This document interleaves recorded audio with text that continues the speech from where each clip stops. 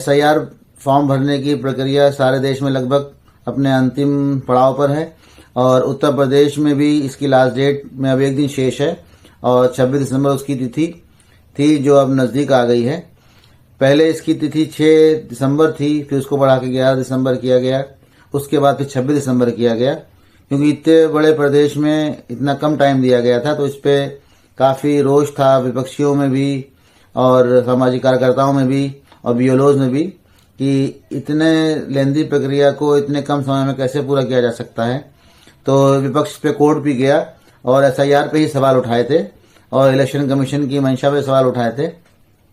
और तो अभी फिलहाल जो है वो तमिलनाडु, गुजरात, महाराष्ट्र, छत्तीसगढ़, मध्य प्रदेश, गोवा, इन सब राज्यों में SIR फॉर्म भरे जा चुके हैं और इलेक्शन कमीशन ने वहाँ का ड्राफ्ट भी जारी कर दिया है।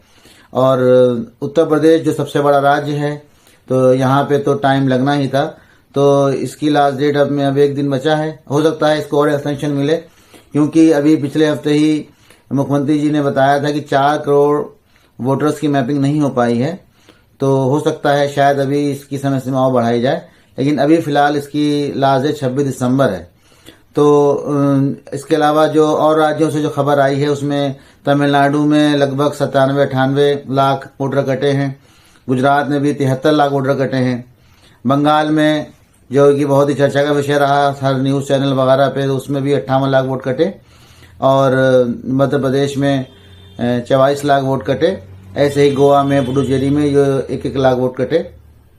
तो यहाँ पे लगभग फॉर्म भरने की प्रक्रिया पूरी हो गई है। अब आपत्तियों का दौर है और नाम जुड़वाने और बढ़वाने का और नए वोटर्स जोड़ने का अब समय चल रहा है।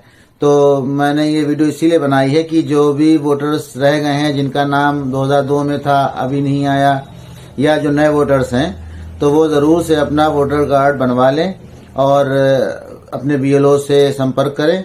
जो भी ज़रूरी दस्तावेज हैं, जो भी वहाँ मांगे जाते हैं उसको अवश्य दें और अपना वोटर कार्ड ज़रूर बनवाएं।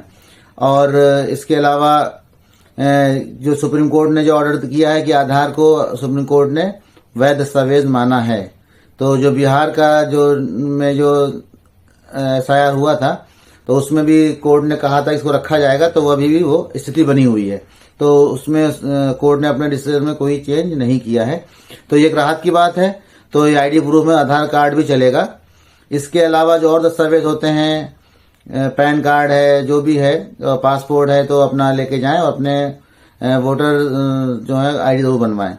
इसके अलावा सुप्रीम कोर्ट ने अभी 6 जनवरी तिथि नियत करी है सुनवाई के लिए। इसमें अब इलेक्शन कमीशन अपना पक्ष रखेगा और बाकी तो देश में और बहुत से मुद्दे चल रहे हैं, लेकिन SIR क्योंकि ये नागरिकता से जुड़ा हुआ है, हम सभी का इसमें मतलब है और हम सभी पे इसका असर पड़ेगा क्योंकि हमारा अगर नहीं है वो वोटर लिस्ट में नाम या नहीं जुड़ पाता है तो हम दिक्कत में आ सकते हैं। तो इसलिए उस दिक्कत से बचने के लिए आप अपना नाम ज़रूर जुड़वाएं और ज़रूर अपना वोटर कार्ड बनवाएं।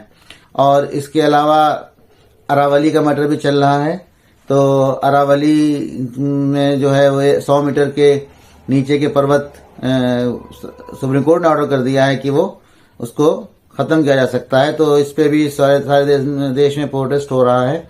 और एक ज़रूर जानकारी आपको पैन कार्ड के बारे में भी देनी थी कि पैन कार्ड को आधार से लिंक करना है, तो उसकी लास्ट डेट जो है वो 31 दिसंबर नियत की गई है।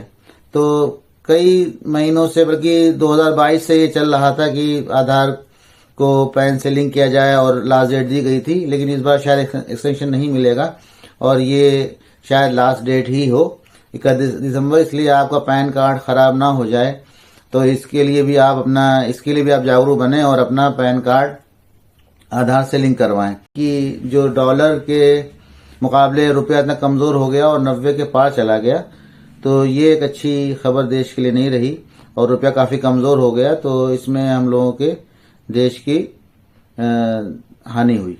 तो आखिर में यही कहना चाहता हूँ कि save Aravalli, save Delhi, save democracy, save country. जय हिंद।